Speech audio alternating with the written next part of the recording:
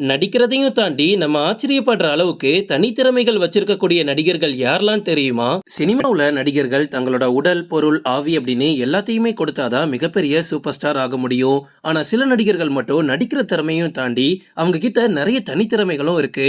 இன்னைக்கு நம்ம பார்த்துட்டு இருக்கக்கூடிய நிறைய தமிழ் ஆக்டர்ஸ் கிட்ட நம்ம நினைச்சு பார்க்க முடியாத நிறைய தனித்திறமைகள் இருக்கு.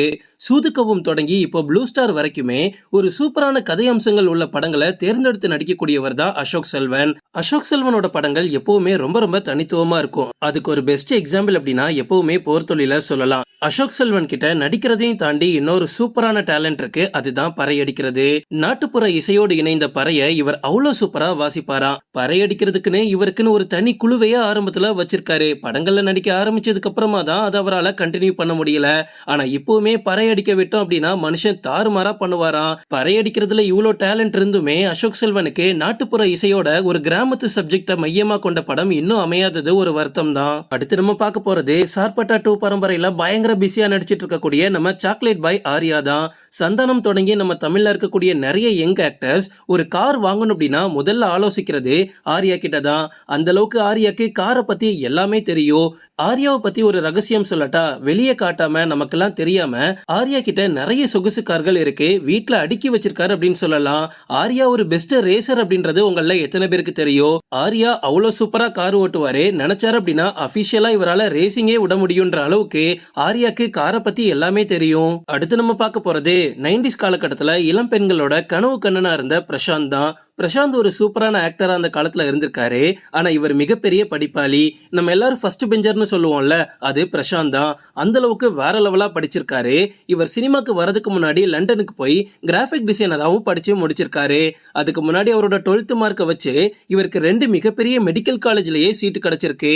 அந்த டைம்ல நம்ம எப்படியாவது மெடிக்கல் படிக்கலாம்னு ஆசைப்பட்டுட்டு இருந்த பிரசாந்த வலுக்கட்டாயமா இழுத்துதான் அவங்களோட அப்பா தியாகராஜன் சினிமாக்குள்ள நுழைய வச்சாரு. தியாகராஜன் மட்டும் சும்மா விட்டுருந்தா பிரசாந்த் இன்னைக்கு ஒரு டாக்டரா சுத்திட்டு இருந்திருப்பாரு. அடுத்து நம்ம பார்க்க போறது விஜயகுமாரோட மகன் அருண் விஜய். அருண் விஜய் ரியல் லைஃப்லயுமே ஒரு சூப்பரான ஃபைட்டர் தான். கராத்தேல இவர் பிளாக் பெல்ட் வரைக்கும் வாங்கியிருக்காரு. இப்பவுமே தன்னோட படங்கள்ல டூப் இல்லாம அதிக ரிஸ்க் எடுத்து தன்னைத்தானே வருத்திக்கிட்டு நிறைய ஃபைட் சீன்ல நடிச்சிட்டு இருக்காரு. அடுத்து நம்ம பார்க்க போறது ரக்ஷன். கண்டிப்பா இந்த விஷயத்தை யாருமே எதிர்பார்த்திருக்க மாட்டீங்க. விஜய் டிவில கலக்க போவது யாரு, குக்கு வித் கோமாளி மாதிரியான மிகப்பெரிய ஷோ எல்லாத்தையும் ஹோஸ்ட் பண்ணவர் தான் ரக்ஷன். இவர்கிட்ட ஒரு தனித்துவமான டேலண்ட் இருக்கு. என்ன தெரியுமா? நம்ம தமிழ் சினிமாவுல பைக் வீலிங் பண்றது, கார் ஸ்டன் பண்றது, இது எல்லாத்தையும் கேட்டா டக்குன்னு சொல்றது அஜித் தான், கரெக்டா? ஆனா அஜித்துக்கு அடுத்தபடியா ஒருத்தர் இருக்காரு, ரக்ஷன் தான். ரக்ஷன் பைக்கும் சரி காரும் சரி அவ்வளவு சூப்பரா டிரைவ் பண்ணுவாரு. அதுவும் முக்கியமா பைக் வீலிங்லாம் சும்மா பட்டைய பெருத்துருவாரு. ரீசெண்டா கூட பைக் வீலிங் பண்ணி மங்காத்தா தீ மியூசிக்லாம் போட்டு ஒரு ரீல் வீடியோவை இன்ஸ்டாகிராம்ல அப்லோட் பண்ணியிருந்தாரு. அது பல மில்லியன் வியூஸ் போச்சு.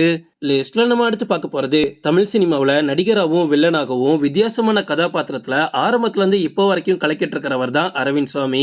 பிசினஸ், படிப்பு இந்த ரெண்டுலயுமே அரவிந்த் சாமி ரொம்ப கை தேர்ந்தவர் அப்படின்னு சொல்லலாம். ஆரம்பத்துல அரவிந்த் சாமி தொடர்ந்து படங்கள் பண்ணிட்டு இருந்தாரு. ஆனா கொஞ்சம் வருஷம் சினிமா விட்டு காணாம போயிட்டாரு.